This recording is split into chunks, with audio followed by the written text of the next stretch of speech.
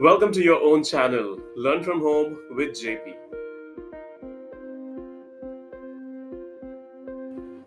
आज के एपिसोड में हम बात करेंगे द हिंदू के एक आर्टिकल की।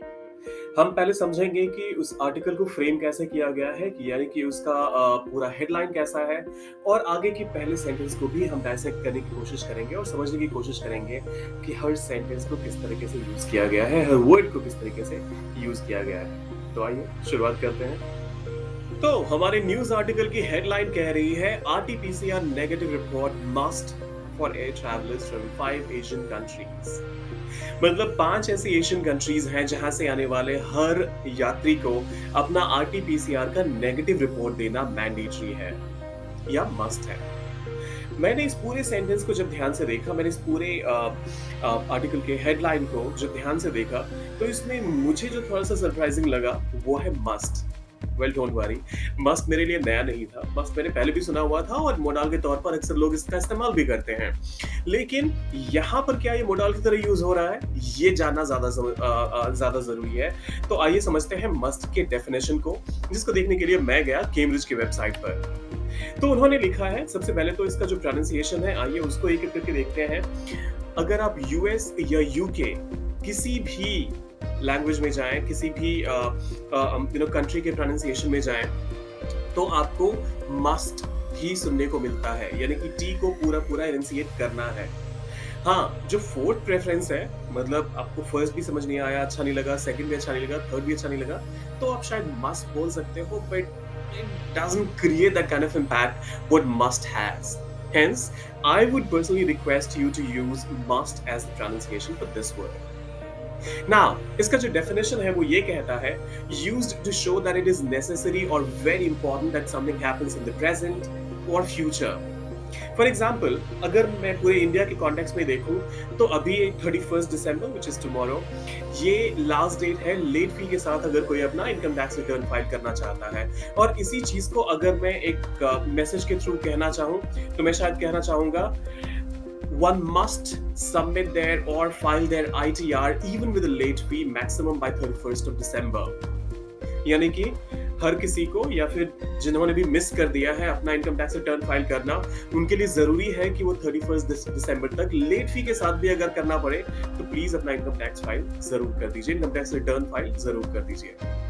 तो ये तो हुआ एक बहुत ही कॉमन सा एक एग्जांपल जो कि मोडाल वर्ब के तौर पे यूज होता है। इसके अलावा इसके और भी यूजेज हैं मोडाल के तौर पे भी। For example, if you say that you must do something, you mean that you strongly intend to do something in the future.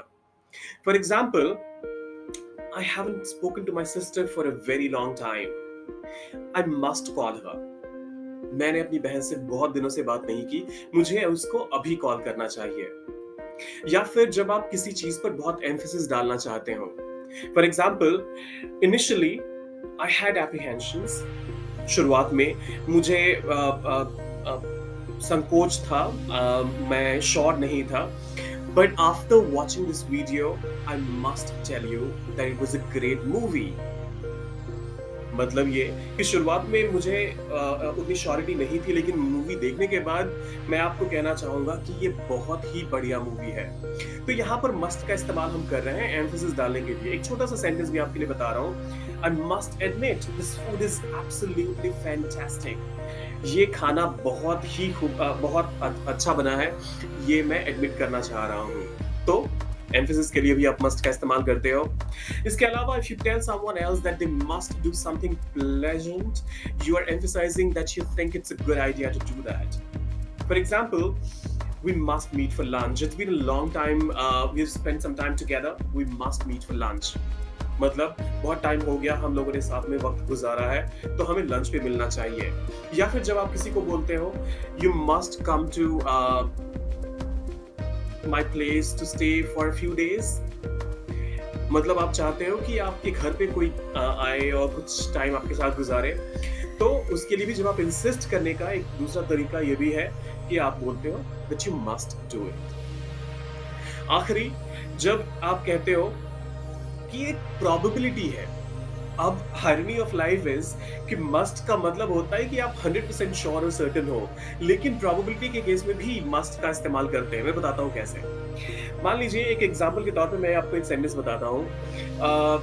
The moment he reached home, he went to his bedroom and slept immediately. He must be tired.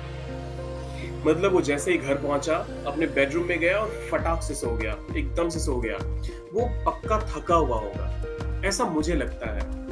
हो सकता है reality कुछ और हो, लेकिन ये पूरा action मुझे ऐसा इंडिकेट कर रहा है कि शायद वो थका हुआ होगा, जिसकी वजह से कि वो घर पहुंचते ही अपने बेडरूम में जाकर सो गया। तो यहाँ पर हम एक प्रोबेबिलिटी के सेंस में भी मस्ट का इस्तेमाल करते हैं। लेकिन सरप्राइजिंगली जिस तरीके से इस द हिंदू के इस आर्टिकल में जो हमने हेडलाइन देखा है, यहाँ मस्ट का इस्तेमाल इनमें से किसी एक तरीके से नहीं किया गया है। यहाँ मस्ट का इस्तेमाल एक नाउन के तौर पे किया गया है। Yes, you heard me right. Must can be used as a noun as well, though it's not very formal.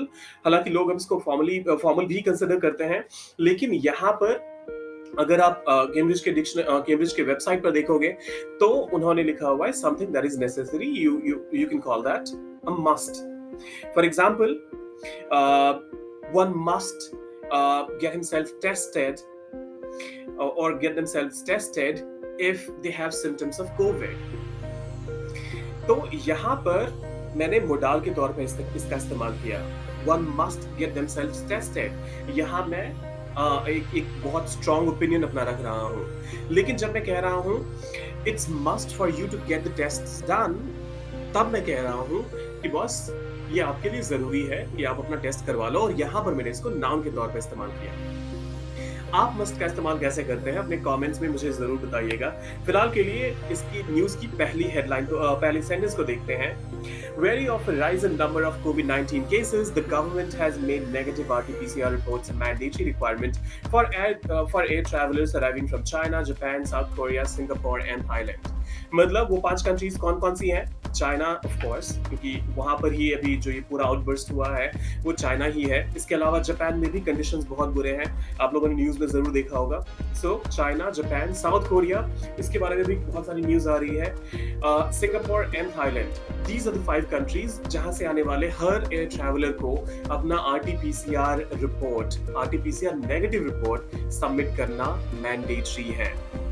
Now very, ये वर्ड मेरे लिए नया था, तो मैं गया फिर से एक बार केम्ब्रिज के वेबसाइट पर, मैंने देखा इसका डेफिनेशन, और ये कहता है नॉट कंप्लीटली ट्रस्टिंग और सर्टेन अबाउट समथिंग और समवन। अब यहाँ पर जब हम वेरी का इस्तेमाल देख रहे हैं तो कहना ये चाह रहा है हमारा जो न्यूज राइटर है कि बॉस जब आप आरटीपीसीआर की बात करते हो तो वो कहीं ना कहीं आपको एक श्योरिटी देता है कि जो भी पैसेंजर है वो कोविड-19 से इन्फेक्ट नहीं हुआ है। मतलब ये कि हम किसी पे भी ट्रस्ट नहीं कर सकते just because somebody is your neighbor, somebody is your relative, your friend, somebody who you know, or somebody is living in the same country that you do.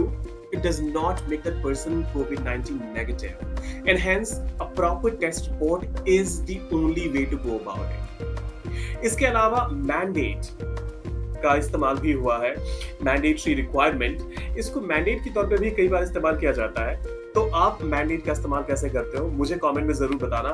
फिलहाल के लिए अगर आप चैनल पर नए हो तो सब्सक्राइब करना मत भूलना। आपके लाइक्स एल्गोरिथम को हेल्प करेंगे आइडेंटिफाई करने में कि और कौन से लोग हैं जिनके पास ये वीडियो पहुंचनी चाहिए, तो लाइक जरूर कर देना। और हाँ, अपने दोस्तों के साथ शेयर जरूर करना। अपने कमेंट्स से मुझे बताओ कि इन सारे कंटेंट को मैं और इम्प्रूव कैसे कर सकता हूँ। और थैंक यू फॉर वॉचिंग। मिलते हैं जल्दी ही। Till then keep learning and happy new year.